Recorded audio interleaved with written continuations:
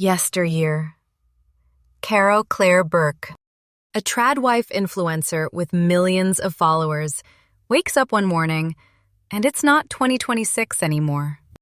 It's 1855, and she has to actually live the life she's been selling online.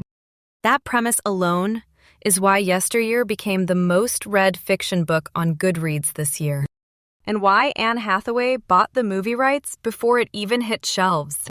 Quick summary. Natalie Heller-Mills runs a wildly successful tradwife platform. Homesteading, traditional gender roles, Christian values, raising her kids off-grid with her husband Caleb. Then the book yanks her out of her curated modern life and drops her into the actual 19th century, where none of the aesthetic softness applies. No filtered lighting, no editing, just the brutal, unglamorous reality of the life she's been performing for an audience. First big idea: the gap between performing a lifestyle and actually living it. Natalie has built an entire identity and income around presenting hardship as aesthetic. The moment she's stripped of every modern convenience, the book forces her to confront how much of her traditional values brand was actually about control, not conviction.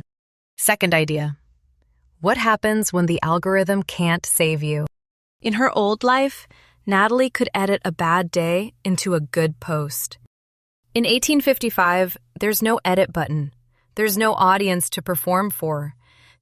Burke uses that silence to expose how much of Natalie's identity was built for other people's consumption rather than for herself.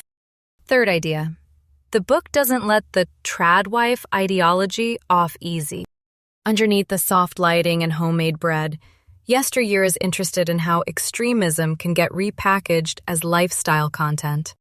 How a worldview built on control over women's bodies and choices can look completely harmless when it's got good branding. My honest take, and this is where I know some people will disagree with me, the satire is sharp, but it occasionally undercuts its own point by spelling out the message a little too directly, instead of trusting readers to sit with the discomfort.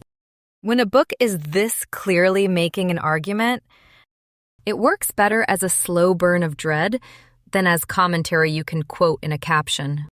Still, that ending. Genuinely one of the more unsettling final stretches I've read in a mainstream thriller this year. It earns the hype, even if the middle occasionally over-explains itself. Who should read this?